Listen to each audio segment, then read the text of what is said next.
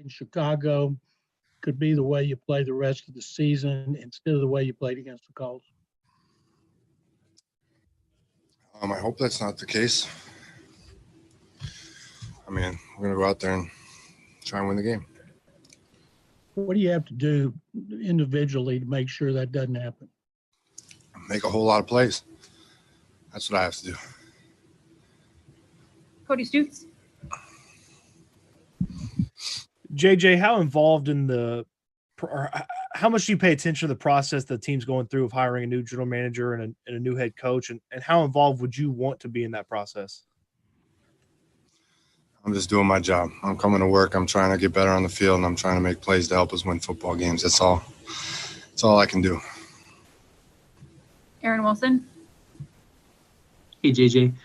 Losing Brandon and Justin, how do you guys feel like it'll take what will it take to make up for some of those losses, and just your thoughts on kind of the impact of not having those two guys? Yeah, I mean, we've lost obviously a lot of guys throughout the whole year, whether it's starters, it's backups, it's injuries, it's suspensions, whatever it may be. There's obviously been a whole lot of depletion. So you got to find a way, go out there, next man up, step in, do their job, and try and win a football game.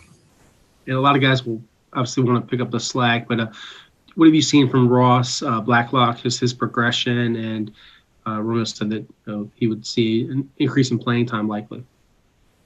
Yeah, I mean, if he gets more reps, more opportunities. It's the only way you can get better in this league is, like I've said the whole season long, is to play football. So more game reps, more opportunities to prove what you got, and opportunities to get better.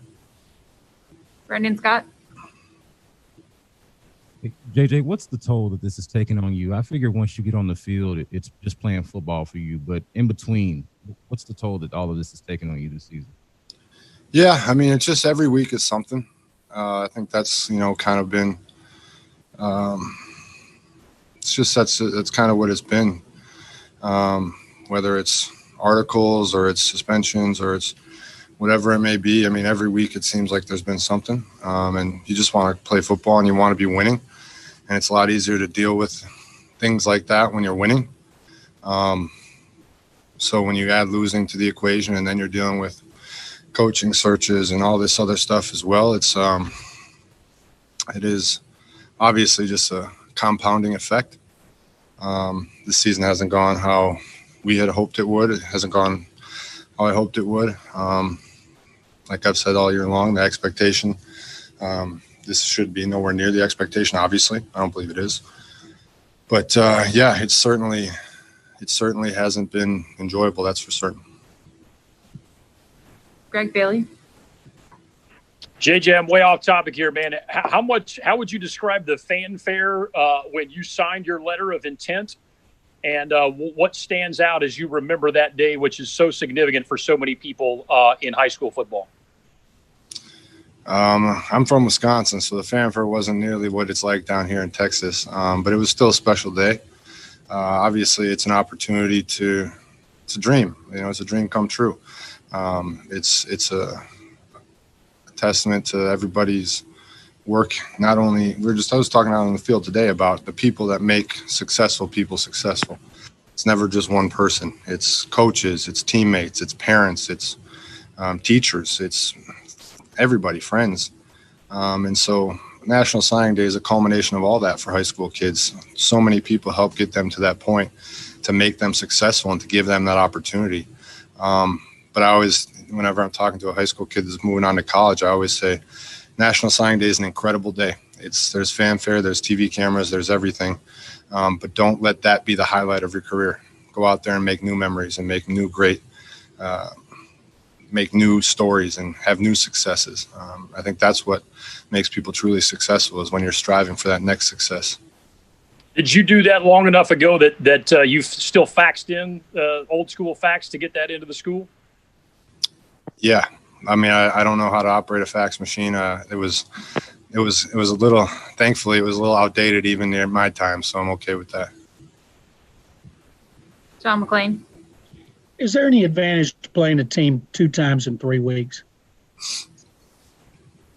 I mean, if there is, they have the same advantage. So I don't think that there's necessarily an advantage from one team or another. Obviously, there's going to be a lot of similarities. Nobody's changing their entire playbook in a 2-week time period.